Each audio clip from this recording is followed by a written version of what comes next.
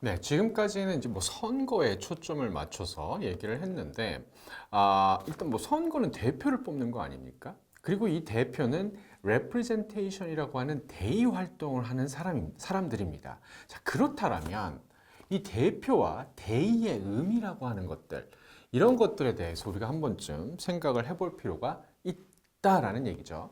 자, 일단 이 대의, 우리 representation은 우리나라 말로 대의라고 번역이 되는데, 이 대의, representation이라고 하는 이 뜻에는 굉장히 다양한 뜻들이 사실 들어가 있습니다. 그래서 뭐 대표, 표상, 대의, 재현, 뭐 이제 이런 내용들이 쭉 들어가 있는데, 이 사실 뭐 되게 상이한 말들인 것 같죠. 상이한 말들인 것 같지만 각각의 뜻들은 사실 되게 많이 연결이 돼 있다라고 얘기를 할 수 있습니다. 이 중에서도 특히 우리가 그러니까 정치적인 맥락에서 representation을 이해하는데 특히 중요한 표현이 바로 재현이다라는 생각이 들어요. 재현이라고 하는 것은 뭘까요? 현존하는 것은 아닌 무엇인가를 어떤 의미에서 현존하도록 만드는 행위다라는 겁니다. 재현. 그래서 영어로는 being present and yet not being present라고 얘기를 하는 겁니다. 그래서 예를 들어 정치적 대표자는 지금 뭐 내가 여러분들의 대표라고 한번 간주를 해보세요. 내가 지금 국회의원이 됐어요. 여러분들을 대표하는 국회의원이 됐습니다. 그리고 지금 국회에 딱 가서 앉아 있어요. 나는 여러분들을 대표한다라고 대의를 하기 위해서, 대의 활동을 하기 위해서 국회에 나와서 앉아 있습니다. 그 국회 장소에 여러분들 나와 있어요. 여러분들은 현존하지 않아요. 그죠? 그래서 not being present입니다. 그렇지만 나는 여러분들을 대표하기 위해서 국회에 나와 있는 거 아닙니까? 그리고 나를 통해서 여러분들은 어떤 형태로든 재현이 되어야만 한다라는 겁니다. 그래서 대표를 통해서 여러분들은 재현이 된, being present 된다라는 그러한 얘기죠. 네. 그래서 이게 굉장히 사실 역설적인 개념이에요. 역설적인 개념이다라고 하는 게 대의라고 하는 것은 대표가 피대표자들을 구현을 하는, 재현을 하는 행위잖아요. 재현을 하는 행위인데 이것이 대표와 피대표자가 완전히 일치해서도 안 되는 거예요. 그러면 대표를 할 필요가 없잖아요. 예를 들어 이런 그림입니다. 대표가 지금 국회에 나와 있는데 피대표자와 완전히 똑같아. 그러면 사실 그냥 피대표자들이 거기에 국회에 나와 있는 꼴이에요. 그래서 이거는 우리가 대의라고 얘기를 할 수가 없습니다. 근데 완전하게 차이가 나. 서로 완전히 달라. 피대표자와 대표자가 완전히 달라요. 겹치는 부분 요만큼도 없어. 이렇게 되면 대표자가 피대표자를 대표한다고 얘기할 수 있을까요? 안 된다라는 겁니다. 그래서 대의라고 하는 것은, representation이라고 하는 것은 이 완전한 동일성과 완전한 차이 그 어디쯤 놓여있는 중간 영역 어디쯤에 놓여있는 게 대의가 된다라는 얘기입니다. 그래서 이런 중간 영역이라고 하는 것은 여기 이제 이 재현을 역설적인 개념으로 이해할 때에만 이 중간 영역, 대의는 이 중간 영역에서 이루어진다라고 하는 것이 이해가 될 수 있다라는 겁니다. 그래서 어떤 맥락에서 역설적이냐? 아까 얘기했었죠. Being present, but not being present. 현존하지만 동시에 현존하지 않아. 완전히 반대되는 개념이 지금 동시에 이루어지고 있기 때문에 되게 역설적이다라는 겁니다. 그래서 대의는 이러한 역설적인 맥락에서 우리가 이해를 할 수 있다라는 것이고, 그래서 이 대의라고 하는 그 뜻은 이 중간 영역 어디쯤에 굉장히 많은 의미를 가진 것이 될 수가 있어요. 그래서 굉장히 다양한 대의라고 하는 것이 발생할 수 있고, 그렇기 때문에 다원적이고 다면적일 수밖에 없다라고 얘기를 할 수밖에 없다라는 겁니다. 근데 우리가 보통 흔히 이 대표의 어떤 이 역할이라고 하면 뭐 대리인, 델리게이트, 수탁인, 트러스티라고 이제 얘기를 하는 경우들이 있어요. 그래서 대리인은 뭐예요? 뭐 따로 대표한테 뭐 따로 뭐 스스로 뭔가 생각하지 말고 우리가 하라는 대로 하쇼라는 겁니다. 그러니까 대표는 그냥 유권자들이 원하는 대로 가가지고 그대로만 행동을 하는 이러한 존재로서 대리인. 어떤 개념이 있다라는 거죠. 이거는 아마 요 부근에 놓여 있는 완전한 동일성에 가까운 쪽에 위치한 그런 그 대의의 의미가 되겠죠. 반면에 수탁이는 뭐예요?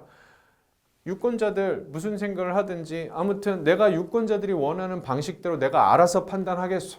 그래서 알아서 대의 활동을 할 거요. 라고 하는 게 이제 수탁인의 개념이죠. 이거는 아무래도 이쪽 부분에 놓여 있을 가능성이 크지 않을까요? 그래서 이 정치적 대표라고 하는 것은 이제 피트킨, 이게 사실 이게 지금 이 피트킨이 그 논의하는 그 내용에 기반을 해서 여러분들께 지금 얘기를 하고 있는 건데, 이 정치적 대표라고 하는 경우에 그 다면성, 지금 여기서 아까 얘기를 했었던 요 영역에 굉장히 많은 그 어떤 이 대의의 정의가 내려질 수 있는 거 아닙니까? 그러니까 대의라고 하는 게 요거야 라고 딱 한마디로 정의하기가 너무너무 힘든 그런 개념이 될 수밖에 없다라는 거예요. 그렇다면 민주주의에서 대의는 어떻게 우리가 생각을 해야만 할까? 라는 겁니다. 피트킨이 고민을 했었던 것. 그래서 피트킨은 크게 두 가지 측면에서 얘기를 해요. 하나는 대표자의 선출 혹은 임명 절차. 그러니까 어떻게 보면 포멀하고 형식적인 측면에서 민주적이다라고 하는 그 이 대표, 정치적 대표는 어떤 건가라는 얘기죠. 그러니까 민주적이다, 민주주의에 부합하는 그 대표, 대의 활동, 이것은 어떻게 그 대표들을 선출할 수 있느냐 하는 그 측면에서 하나가 있고, 또 다른 그 측면은 뭐냐 하면, 자, 일단 누군가가 임명이 됐어, 대표자로. 그렇다면 구체적으로 어떻게 대의 활동을 할 것이냐 하는 그 행동, 대의 활동의 내용, 실체, 요 두 가지를 가지고 그 얘기를 하게 됩니다. 그래서 먼저 형식의 측면에선 이게 그 영어로는 standing for라고 얘기를 해요. 그래서 한국말로는 뭐 번역을 대리라고 뭐 하는데 이 대리로서의 대표 이론을 얘기를 합니다. 그러니까 대표자의 선출과 교체라는 형식적 절차의 범위를 넘어서 대표자에게 있는 특정한 속성이 피대표자와의 민주적 관계를 가능케 할 수 있다라는 어떤 이제 그러한 내용이다라는 거죠. 예를 들어 대표와 피대표자가 뭐 계급, 뭐 계층, 성별, 인종, 문화, 지역, 세대 이런 측면에서 서로 그 속성들을 공유를 해요. 공유를 한다라면 대표자는 피대표자의 입장에서 의견을 제시하고 결정을 내리게 될 가능성이 굉장히 크다라고 생각할 수밖에 없죠. 내가 노동자예요. 나 노동자인데 지금 나의 대표가 노동자 그 집안에서 태어나서 결국 국회의원이 됐어요. 그럼 저 사람은 노동자의 삶이 어떤 것인지에 대해서 너무나 잘 알고 있을 거 아니야. 그죠? 그렇다면 그 속성, 이 사람이 가지고 있는 속성과 내가 가지고 있는 속성이 서로 그러니까 서로 연결이 되어 있기 때문에 이 사람은 나를 위해서 할 수 있는 사람이야. 나를 위해서 대의 활동을 할 수 있는 사람이야 라고 생각할 수 있다는 거죠. 그래서 그런 종류의 대표들이 선출되어야만 한다라는 그러한 얘기입니다. 그래서 이러한 그 스탠딩 포로서의 그 대표 이론이라고 하는 것은 자, 그럼 민주주의에 부합하는 대의 활동을 할 수 있는 사람은 어떤 종류의 사람들이 선출되어야만 하느냐 하는 측면에서 이제 요 얘기를 한 거예요. 피트킨은. 근데 이제 문제는 자, 대표로 당선됐어. 그러면 구체적으로 어떻게 대의 활동을 해야만 할까 하는 얘기죠. 실체에 관련된 얘기입니다. 이거에 대해서 피트킨은 acting for 이론을 제시를 한다라는 겁니다. 이 대행 이론에 이제 따르면 대표란 특정한 행위 혹은 활동이며 이때 대표하는 행위라고 하는 것은 자신이 대표하는 타인들의 최선의 이익을 위해서 그들의 이름으로 행동하는 것을 의미를 한다라는 그러한 얘기입니다. 자, 그렇다면 무엇이 최선의 이익인가 하는 겁니다. 무엇이 최선의 이익인가? 여기서 중요한 것은 대표자가 판단하는 그러니까 피대표자의 최선의 이익과 피대표자가 생각하는 최선의 이익은 항상 갈등할 수 있다라는 얘기입니다. 여러분들 탕후루 좋아하세요? 예? 나의 그 유권자들, 그러니까 내가 지금 대표하고 있는 사람들이 다 탕후루를 좋아해. 그래서 탕후루를 막 먹고 있는 모습을 봐요. 그러니까 그들의 선호는, 내가 지금 대표하는 유권자들의 선호는 탕후루를 매일 먹는 겁니다. 근데 나는 여러분들의 대표고, 뭐 의학 그 전문가들하고 뭐 이렇게 얘기를 해보니까 탕후루가 혈당을 높이고 건강에 안 좋고 뭐 이런 얘기들을 해요. 그러면 이게 나의 유권자들한테 득이 되는 게 아니라 악이 되는 거네. 이들한테, 나의 유권자들한테 피해를 주는 거네. 라고 나는 생각을 하게 되고, 탕후루 만들면 안 돼요. 라고 탕후루 금지법을 만들어서 국회에 발의를 합니다. 나는 내 유권자들이 탕후루를 좋아한다, 그걸 너무너무 사랑한다라고 하는 것을 알고 있음에도 불구하고 장기적인 측면에선 유권자의 건강에 안 좋을 수 있다라는 생각하에 그 내용을, 그러니까 탕후루 금지법을 발의를 한 거죠. 유권자들은 찬성을 할까요? 좋아할까요? 아마 싫어할 겁니다. 왜 당신이, 내가 뭘 먹든지 당신이 뭐 때문에 나서서 지금 이러는 거야? 라고 난리를 칠 수 있다는 것이죠. 나는 여러분들의 최선의 이익이라고 생각하는 대로 나의 대의 활동을 한 겁니다. 그렇지만 그것은 여러분들의 생각과 항상 다를 수가 있다는 거죠. 내가 생각하는 여러분들의 최선의 이익과 여러분들이 생각하는 여러분들의 최선의 이익은 항상 다를 수밖에 없다라는 겁니다.